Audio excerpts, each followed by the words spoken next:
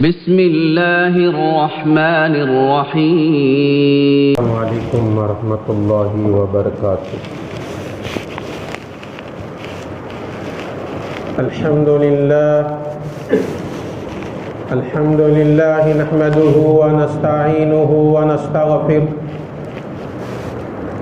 ونؤمن به ونتوکل علیہ ونعوذ باللہ من شرور انفسنا ومن سیئات اعمالنا من يهده الله فلا مضل له ومن يضلله فلا هادي له ونشهد أن لا إله إلا الله وحده لا شريك له ونشهد أن سيدنا ومولانا محمدا عبده ورسوله. أما بعد فأعوذ بالله من الشيطان الرجيم. بسم الله الرحمن الرحيم. يا أيها النبي قل لأزواجك وبناتك ونساء المؤمنين يدنين عليهن من جلابيبهن ذلك أدنى أن يعرفن فلا يؤذين وكان الله غفورا رحيما. وقال تبارك وتعالى في مقام آخر وقل للمؤمنات يغضن من أبصارهن ويحفظن فروجهن ولا يبدين زينتهن إلا ما ظهر منها وليضربن بخمورهن على جيوبهن. وقال النبي صلى الله عليه وسلم لا يخلن أحدكم لامرأة إلا كان ثالثها الشيطان أو كما قال عليه الصلاة والسلام. صدق الله مولانا العظيم وصدق رسوله النبي الكريم. نحن على ذلك من الشاهدين والشاكرين والحمد لله رب العالمين. اللهم صل على محمد وعلى آل محمد في أول كلامنا.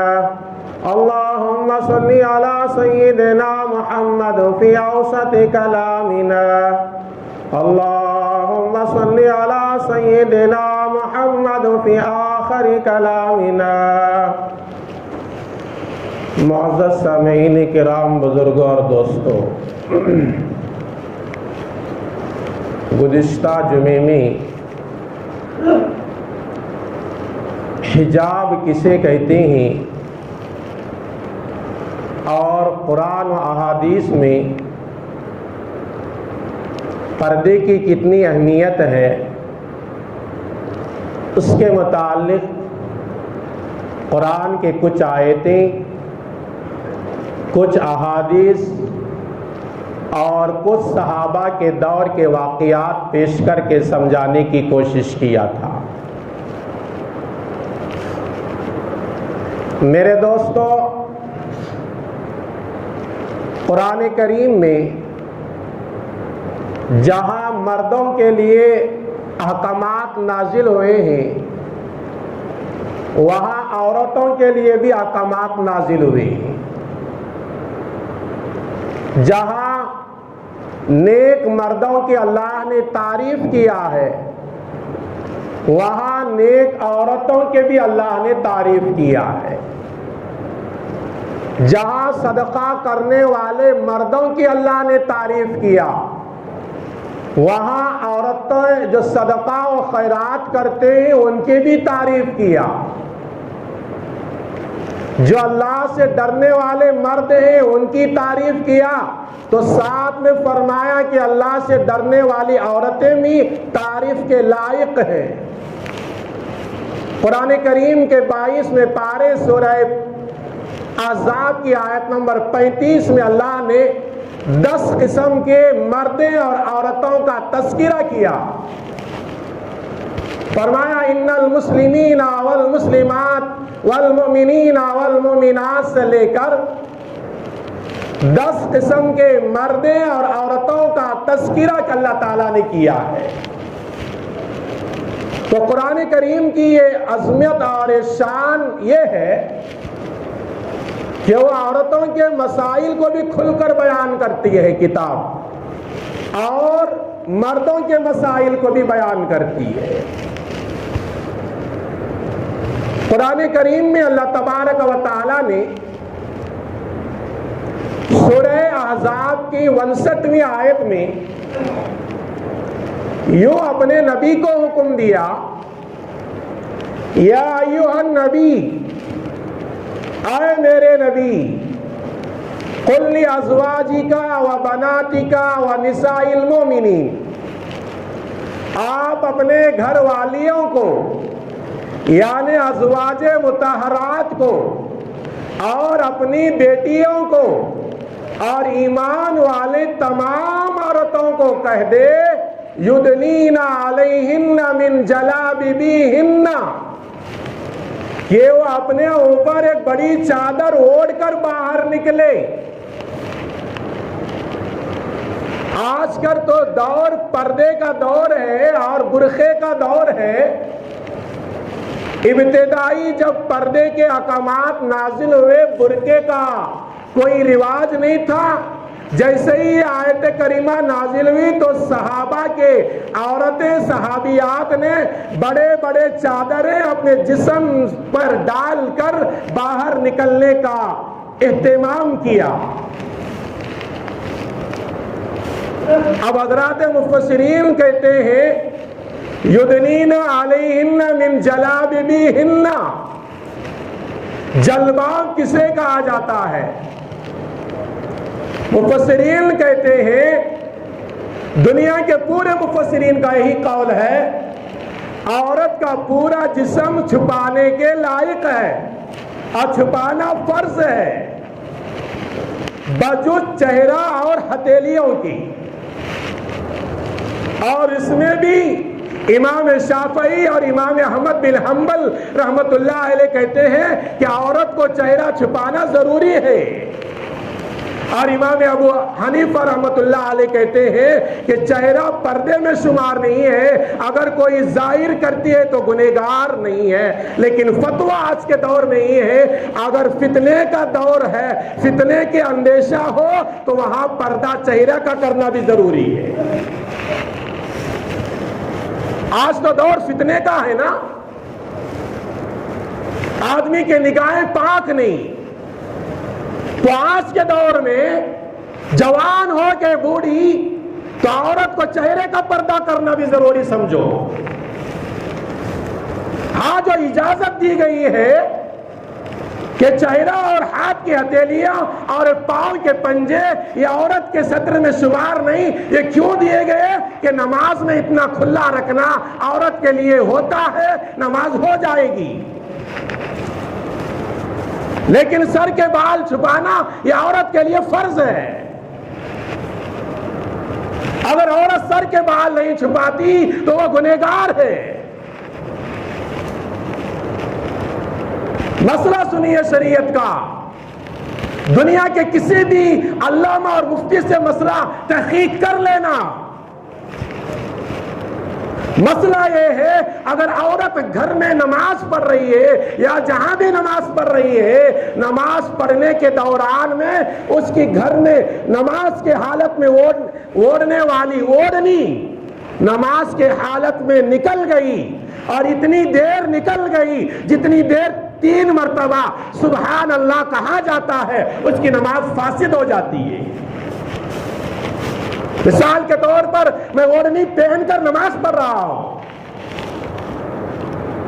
اور مجھے اوڑھنی نماز میں پہننا عورت کے لیے ضروری، اور اوڑھنی میں پہنی ہوئی تھی اور میری اچانک اوڑھنی نکل جاتی ہے اور اتنی دیر تک میرے سر کے بال کھلے رہتے ہیں جتنی دیر تک سبحان اللہ یا سبحان ربی العظیم پڑھا جاتا ہے، تو میری نماز فاسد ہو جاتی ہے، میری نماز ٹوٹ جاتی ہے۔ تو اس سے معلوم ہوا عورت کے لیے سر کے بال چھپانا بھی ضروری۔ اگر عورت سر کے بال نہیں چھپائی اور سر کے اوپر دوپٹہ نہیں ڈالا، وہ حجاب نہیں ڈالا، ایسا ہی باہر نکل گئی اور اس کے سر پر غیر محرم کی نگاہ پڑتی ہے، وہ عورت گنہگار ہے۔ ان مسائل کو امت کو معلوم ہونا چاہیے۔ اگر ہماری بیٹی یا بہن کالج کو جاتی ہے، جاتے ہوئے اس کے سر کے اوپر حجاب نہیں، دوپٹہ نہیں، بغیر دوپٹے کی جاتی ہے، تو وہ گنہگار ہے۔ اسی لیے تو آج غیروں کی یہ کوشش چل رہی ہے کہ مسلمان لڑکیوں کو، ماں اور بیٹیوں کو بغیر حجاب کے باہر لاؤ۔ اس کا ہمیں ڈٹ کر مقابلہ کرنا ہے۔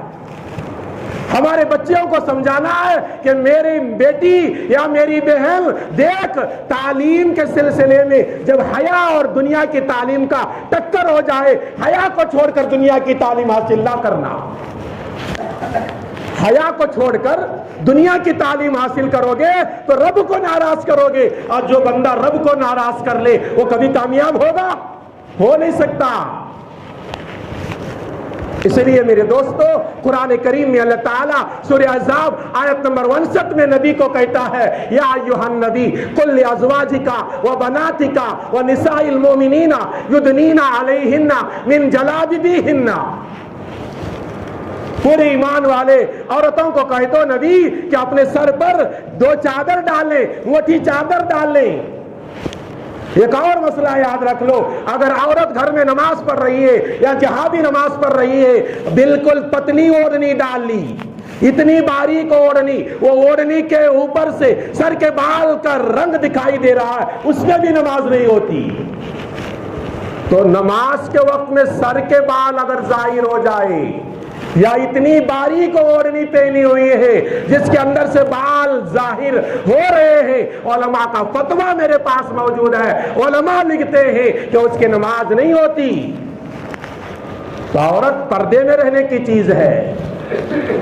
عورت جب تک پردے میں تھی اس کا مقام تھا، جب عورت دوسروں ملکوں کا دیکھا دیکھی بے پردہ ہونے لگی، مردوں کے ساتھ کانڈا با کانڈا چلنے کی کوشش کرنے لگی، اس کا مقام گر گیا۔ حضور اکرم صلی اللہ علیہ وسلم نے ارشاد فرمایا، حضرت عمر سے مروی ہے، حضور اکرم صلی اللہ علیہ وسلم نے فرمایا، کوئی مرد کسی اجنبی عورت کے ساتھ میں تنہا نہ رہے، کوئی مرد کسی اجنبی عورت کے ساتھ میں تنہا نہ رہے۔ کیوں نہ رہے؟ آگے نبی نے فرمایا، جب کوئی مرد کسی اجنبی عورت کے ساتھ تنہا رہتا ہے وہ تیسرا وہاں حاضر ہو جاتا ہے۔ وہ کون؟ نبی نے فرمایا شیطان حاضر ہوتا ہے۔ شیطان حاضر ہو کر ورغلاتا ہے، گناہوں کے خیالات ڈالتا ہے اور گناہوں کے پھندوں میں پھنسانے کی کوشش کرتا ہے۔ ایک صحابیہ نے پوچھا، اللہ کے نبی صلی اللہ علیہ وسلم، اگر کسی کا دیور ہو یا جیٹ ہو، اس کے معاملے اس کے متعلق آپ کیا ارشاد فرماتے ہیں؟ میرے نبی نے فرمایا، عورت کا دیور تو اس کی موت ہے، اس لیے کہ قریب رہنے کی وجہ سے اگر اس سے پردہ نہیں کیا تو گناہوں میں ملنے کا اور گناہوں میں پھنسنے کا امکانات ہے۔ شریعت کتنی نازک ہے، سنو، دیور سے پردہ کرنے کا حکم ہے، جیٹ سے پردہ کرنے کا حکم ہے، کیا اجنبیوں اور دوسروں سے پردے کرنے کا حکم نہیں ہوگا؟ قرآن کریم میں اور چلیے، قرآن کریم کا 18واں پارہ رکوع نمبر 4 آیت نمبر 31 کا ترجمہ پڑھو۔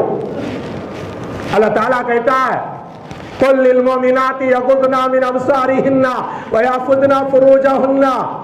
اے نبی صلی اللہ علیہ وسلم، آپ ایمان والے عورتوں کو سمجھا دے اور ان کو بتا دے اپنے آنکھوں کی حفاظت کرے۔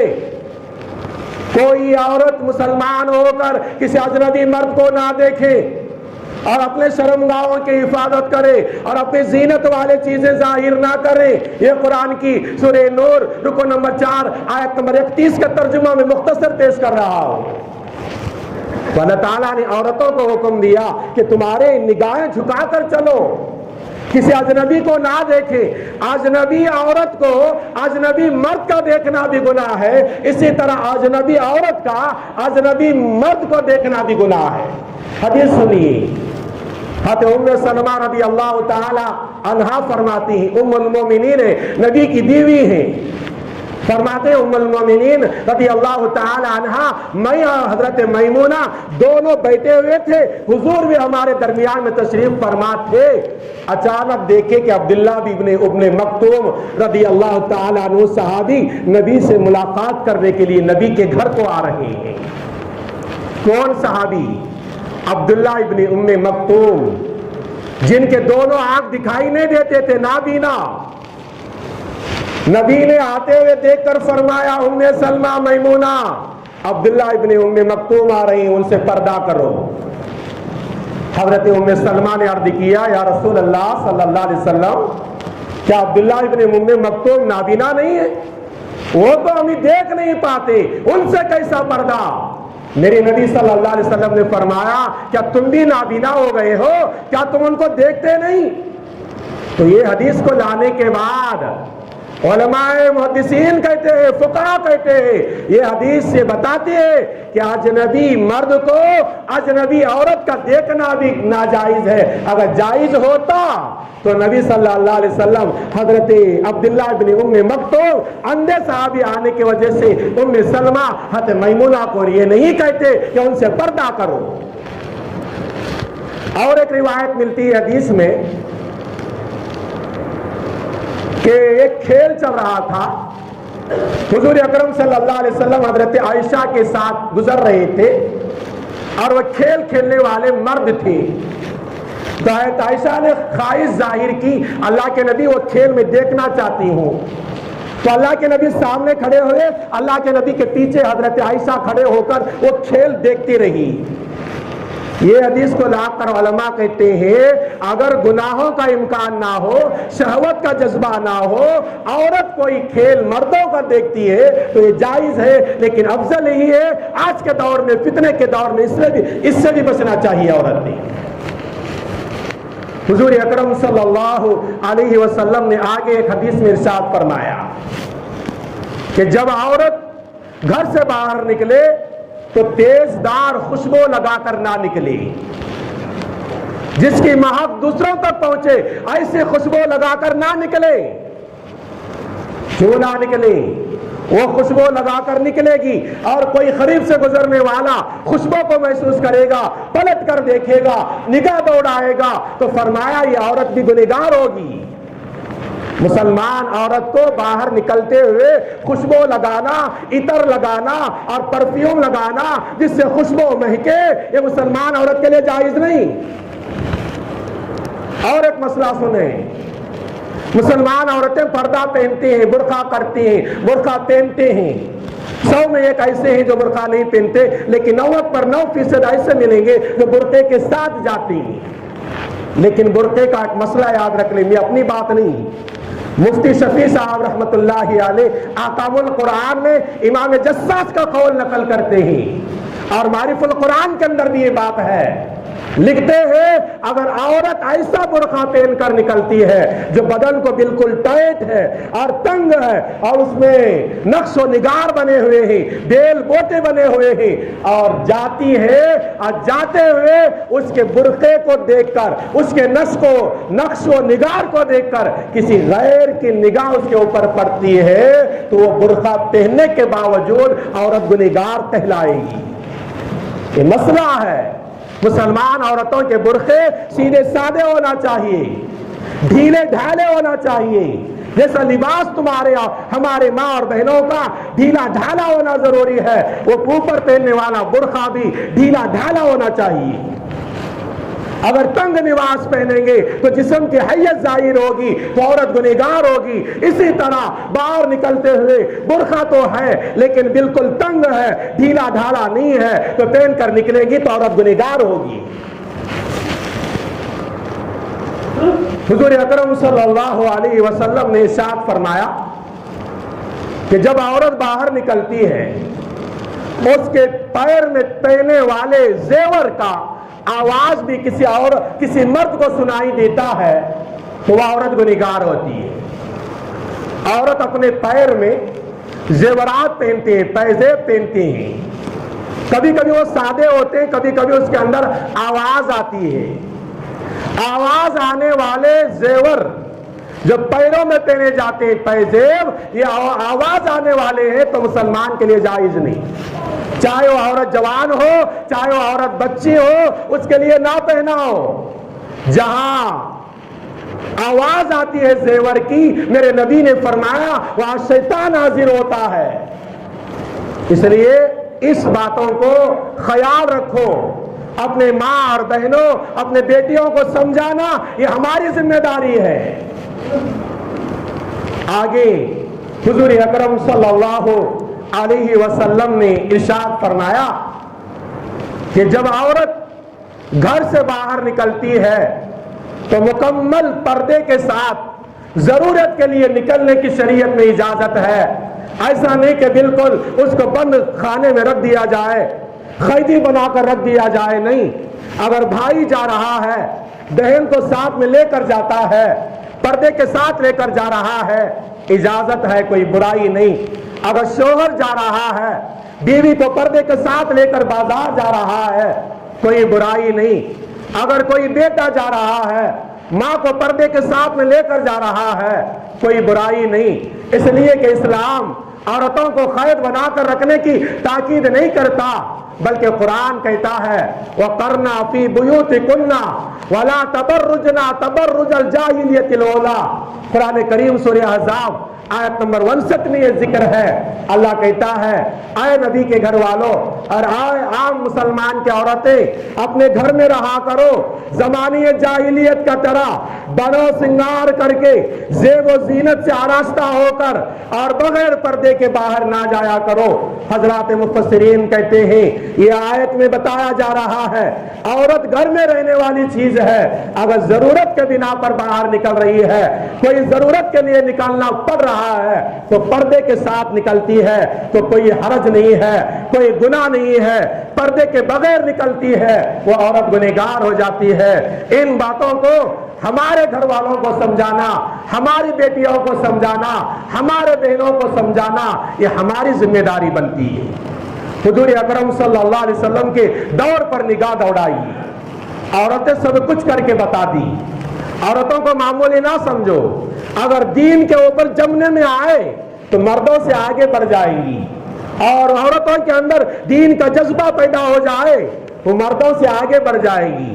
تاریخ بتاتی ہے حضور اکرم صلی اللہ علیہ وسلم کو سب سے پہلے دنیا میں ہمت دلانے والے کوئی مرد نہیں تھا، کوئی جوان نہیں تھے، وہ کوئی بزرگ نہیں تھے۔ سب سے پہلے ہمت دلانے والی حضرت خدیجہ الکبریٰ رضی اللہ تعالی عنہا ہے۔ جب حضور پر پہلی دفعہ وحی نازل ہوئی، حضور اکرم صلی اللہ علیہ وسلم نے جبرائیل کو اپنی اصلی حالت میں دیکھ کے گھبرا گئے، ہانپتے ہوئے اور سانس پر سانس لیتے ہوئے گھر آئے۔ خدیجہ الکبریٰ نے عرض کیا میرے سرتاج، میرے آقا، بتائیے کیوں آپ گھبرائے ہوئے ہیں؟ حضور نے غار حرا کا منظر پیش کیا، مجھے کسی نے آیا قرآن کی آیتیں مجھے سکھائی، میں گھبرا گیا ہوں۔ تو سب سے پہلے ہمت دلانے والی حضرت خدیجہ الکبریٰ رضی اللہ تعالی عنہا ہے، کہنے لگی اے میرے سرتاج آپ نہ گھبرائیے، آپ کے ساتھ اللہ برا نہیں کرے گا، آپ یتیموں کو ساتھ دینے والے، آپ بیواؤں کا ساتھ دینے والے، آپ یتیموں کے ساتھ ہمدردی کا معاملہ کرنے والے، آپ کے ساتھ برا نہیں کیا جائے گا، آپ وہ حقیقت بتائیے۔ تو حضور اکرم صلی اللہ علیہ وسلم نے غار حرا میں آنے والا پورا واقعہ بتایا۔ تو سب سے پہلے ہمت دلانے والی ایک عورت تھی جس کا نام خدیجہ الکبریٰ رضی اللہ تعالی عنہا ہے، اور اسلام میں سب سے پہلے خون بہانے والی 7ویں نمبر پر ایمان لانے والی حضرت سمیہ رضی اللہ تعالیٰ عنہا ہے. مکے کے اندر ایمان لائی. سمیہ ایک مغیرہ خاندان کی ایک باندی تھی. وہ ایمان لانے کی عوض میں ان کے خاندان والے ظلم و ستم کرتے تھے, مار پر مار کرتے تھے. ایک مرتبہ ابو جہل آیا, گالیاں گلوچ دینے لگا, اے سمیہ تو محمد کا کلمہ پڑھ چکی ہے, میں تجھے شہید کر دوں گا, میں تجھے ختم کر دوں گا. سمیہ کہنے لگی جو چاہے کر لینا, میں محمد رسول اللہ کا کلمہ پڑھ چکے ہو, میں آقا کا دامن نہیں چھوڑنے والی. ابو جہل اٹھایا اور ایک نیزہ سمیہ کو مارتا ہے. سمیہ کے نازک جگہ پر وہ نیزہ پہنچ جاتا ہے. حضرت سمیہ اسی جگہ شہید ہو جاتی ہے. اسلام میں محمد رسول اللہ کو ہمت دلانے والی سب سے پہلے کوئی ذات ہے, وہ عورت کی ذات ہے. اسلام میں سب سے پہلے خون بہانے والی کوئی ذات ہے, وہ سمیہ کی ذات ہے. اس لیے میرے بہنوں, میرے دوستوں, میرے بہنوں کو, میرے گھر میں رہنے والے میرے ماؤں کو یہ تاکید کرنا چاہیے, عورت کے اندر اگر دینداری آئی, پردے کا اہتمام آیا, قرآن کا علم آیا, حدیث کا علم آیا, وہ عورت مردوں سے بھی آگے بڑھ سکتی ہے. آخر میں ایک حدیث سنا کر اپنی بات کو ختم کرتا ہوں. علامہ شمس الدین ذہبی رحمت اللہ علیہ بہت بڑے علامہ گزرے ہیں. انہوں نے ایک کتاب لکھا کتاب الکبائر. اس کے اندر بڑے بڑے گناہوں کی لسٹ درج کر دی گئی ہے, اور اس کتاب کو مفتی عبد الرحیم سکروی انہوں نے صحیح قرار دیا اور اپنے کتاب میں اس کو ان احادیث کو نقل کیا ہے. میں وہ باتیں پیش کرتا ہوں. یہ شمس الدین ذہبی کے کتاب میں ہے, ایک دفعہ حضرت فاطمہ اور حضرت علی رضی اللہ تعالی عنہما نبی کے گھر تشریف لائے. دیکھا کہ نبی زار و قطار رو رہے ہیں. باپ اتنے رو رہے ہیں کہ نبی کے ہچکیاں بن گئی ہیں. بیٹی فاطمہ نے دیکھا تو بیٹی کو بھی رونا آیا. جو بچے وفادار ہوتے ہیں ماں باپ کے آنکھوں میں آنسو دیکھنے کو تیار نہیں ہوتے. تو فاطمہ بھی رو پڑی, عرض کرنے لگی ابا جان آپ اتنا رو رہے ہیں, ہچکیاں بن گئی, وجہ کیا؟ میرے نبی نے فرمایا فاطمہ جب میں معراج کو پہنچا اللہ نے مجھے جنت دکھایا, جہنم کے مناظر دکھائے, اور جہنم میں میں نے میرے امت کے چند عورتوں کو عذاب ہونے کا منظر بھی اللہ نے مجھے دکھایا تھا. وہ منظر مجھے آج بیٹھا ہوا, وہ منظر میری امت کے گنہگار عورتوں کا منظر یاد آ گیا, اس لیے میں رو رہا ہوں. اس نبی پر قربان جائیے جو نبی گنہگار امت کو یاد کر کے کبھی رات میں روتے ہیں تو کبھی دن میں روتے ہیں. اور یہ امت ایسی ہے کبھی نبی کے سنتوں کو جذبے کے ساتھ اپنانے کی کوشش نہیں کرتی. نبی نے فرمایا فاطمہ بات یہ ہے کہ معراج میں میرے امت کے چند گنہگار عورتوں کو ہونے والا عذاب اللہ نے مجھے دکھایا تھا, وہ عذاب کا منظر مجھے آج یاد آ گیا, وہ مجھے یاد پر میں رو رہا ہوں. فاطمہ نے عرض کیا اللہ کے نبی میرے ابا مجھے یہ بتائیے وہ کون سے گنہگار عورت تھی؟ تو اللہ کے نبی نے 6 عورتوں کا تذکرہ وہاں کیا.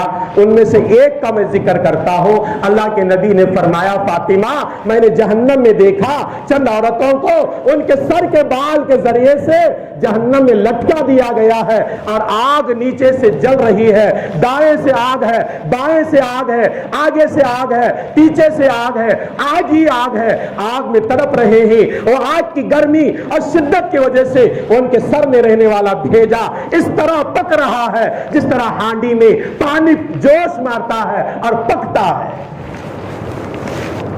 بولا تو آسان, سننا تو آسان ہے, غور کرو تو زندگی تبدیل ہو جائے گی. حضور صلی اللہ علیہ وسلم نے فرمایا بیٹی فاطمہ میں نے دیکھا اس کے سر کے بالوں کے ذریعے سے لٹکا دیا گیا اور آگ کے اندر تڑپ رہی ہے, اور وہ آگ کی شدت کی وجہ سے اس کے سر کا بھیجا اس طرح کھول رہا جس طرح پانی کے جوش دینے سے پانی کے جوش میں ہانڈی سے آواز آتی ہے. فاطمہ نے عرض کیا اللہ کے نبی صلی اللہ علیہ وسلم ان عورتوں کا کیا قصور تھا، انہوں نے کیا جرم کیا تھا، انہوں نے دنیا میں کیا برائی کی تھی؟ اللہ کے نبی صلی اللہ علیہ وسلم نے فرمایا فاطمہ برائی کوئی بڑی نہیں تھی جسے لوگ معمولی سمجھتے ہیں، وہ معمولی سمجھ کے کر لی، لیکن جہنم میں بہت بڑا عذاب ہو رہا ہے۔ وہ کیا؟ فرمایا کہ اپنے سر کے بالوں کو غیر مردوں کے سامنے جن سے پردہ کرنا ضروری ہے سر پر اوڑھنی اور حجاب ڈالے بغیر باہر نکلتی تھی، اور ان کے سر کے بالوں پر غیر مردوں کی نگاہ پڑی جس کے وجہ سے اللہ ان کو عذاب دے رہا ہے۔ معمولی عمل ہے یہ۔ اب ہمارے شادی بیاہ کے رسم و رواج میں دیکھو عورتوں کا دوپٹہ سر سے نکل جاتا ہے، وہاں بھی تو ہونا چاہیے، خوشی کے منظر میں اللہ کو نہیں بھولنا چاہیے نا۔ تو ہمارے حالات کب بدلیں گے؟ یہ ہمارے حالات کب درست ہوگی؟ مکمل امت کی اگر عورتیں پردے پہ رہتی اور غیر شکایت نہیں کرتی۔ آپ نے نیوز میں دیکھا ہوگا مسلمان کے چند لڑکیوں کو ایک پردے کی کیا ضرورت ہے؟ ہمارے کالج میں 80 لڑکیاں پڑھتے ہیں، صرف 6 حجاب پہننے والے، اور باقی کے لڑکیوں کو کیا اسلام نہیں؟ یہ غیر ہم کو سمجھا رہے ہیں۔ یہ کیوں سمجھا رہے ہیں؟ اگر مسلمان ماؤں اور بہنوں اور بیٹے کے اندر مکمل دین آتا، جب وہ گھر سے نکل رہے ہیں حجاب پہن کر شروع سے نکلنے کی عادت ڈالتی، اعتراض غیر ہمارے سامنے ہمارے لیے اعتراض نہیں کرتے تھے۔ آئیے اللہ سے دعا کریں، اللہ تبارک و تعالی مجھے اور آپ کو کہی اور سنی ہوئی باتوں پر عمل کی بھی توفیق عطا فرمائے، آمین۔ السلام علیکم ورحمۃ اللہ وبرکاتہ۔